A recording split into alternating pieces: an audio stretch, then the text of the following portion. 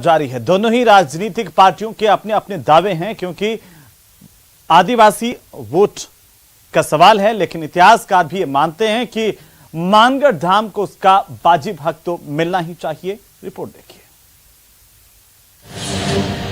ये शौर्य गाथा देश में सदियों से घुले मिले कई जनजातियों में से प्रमुख भील जनजाति और उनके बीच स्वराज का बीज बोने वाले और उन्हें नई पहचान दिलाने वाले महानायक गोविंद गुरु की है।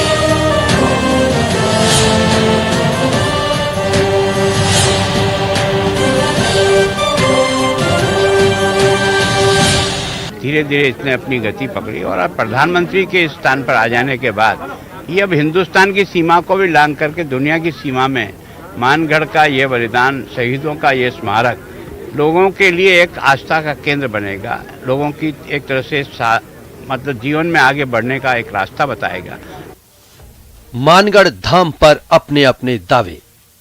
हकीकत में जो मांग की थी मुख्यमंत्री जी ने, अगर आज वो राष्ट्रीय स्मारक घोषित करते तो जलियांवाला बाग की तरह उससे भी बढ़िया तरीके से यहाँ पे जो हमारे शहीद हुए हैं उनकी आत्मा को शांति भी मिलती है, उनके हमारे पूर्वजों की गाथाओं को नई युवा पीढ़ी को जानकारी भी मिलती है। लेकिन निराशा हाथ लगी प्राइम मिनिस्टर के दौरे से, केवल राजनीतिक दौरा साबित हुआ। मानगढ़ धाम के विकास के सभी के अपने अपने दावे हैं। कांग्रेस का दावा है कि गहलोत सरकार ने 2003 से इसके लिए काफी काम किया, तो बीजेपी का दावा है कि गुजरात के सीएम रहते पहली बार नरेंद्र मोदी ने मानगढ़ धाम को उसका वाजिब हक दिलाया। हालांकि पीएम की रैली से पहले मानगढ़ धाम को राष्ट्रीय दर्जा देने की उम्मीद पूरी नहीं हुई, लेकिन इतिहासकार भी मानते हैं कि मानगढ़ को उसका हक मिलना ही चाहिए। यह राष्ट्रीय संस्कृति में या राष्ट्र के निर्माण के अवदान में उसका कोई नाम नहीं है, पहचान नहीं है। इसलिए ये मांग वाजिब है, इस मांग का उठना, और अब सरकारें थोड़ी इसकी तरफ रुख किया है। अब ये देखो उनका अपना सोच है कि उन्होंने क्या किस तरह इसको घोषणा नहीं की, लेकिन उन्होंने किसी तरह मानगढ़ के विकास की बात तो की ही है। वो एक अलग मुद्दा है, उसमें मैं कोई टिप्पणी नहीं कर पाऊंगा। इतिहास के मुताबिक 17 नवंबर 1913 के दिन गोविंद गुरु का जन्मदिन मनाने के लिए आदिवासी भक्तों की टोलियां मानगढ़ धाम के पहाड़ पर जुटी थीं। लेकिन अंग्रेज मेजर हैमिल्टन और उनके 3 अफसरों ने हथियारबंद फौज के साथ मानगढ़ पहाड़ी को तीनों ओर से घेरकर आदिवासियों पर गोलियां बरसाईं और मानगढ़ की पहाड़ी शहीदों के खून से लाल हो गई।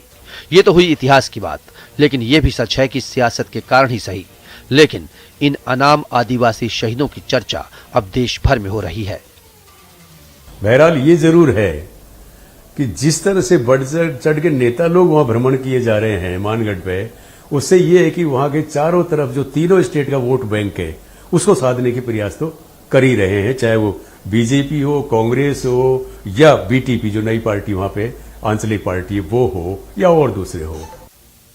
माना जा रहा है कि राजस्थान, गुजरात और मध्य प्रदेश की आदिवासी आबादी के पवित्र स्थल को राष्ट्रीय दर्जा देने की दिशा में काम शुरू हो गया है, और वजह भले ही आदिवासी वोटरों का भरोसा जीतने की कोशिश ही क्यों ना हो, लेकिन इतना तय है कि अब मानगढ़ धाम को उसका हक मिलकर रहेगा।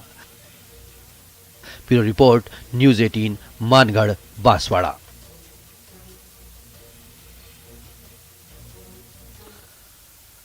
तो चलिए, फिलहाल यहां पर वक्त तो चला एक छोटे से ब्रेक का। ब्रेक के उस पार आप देखिए कि एक बंदर अस्पताल के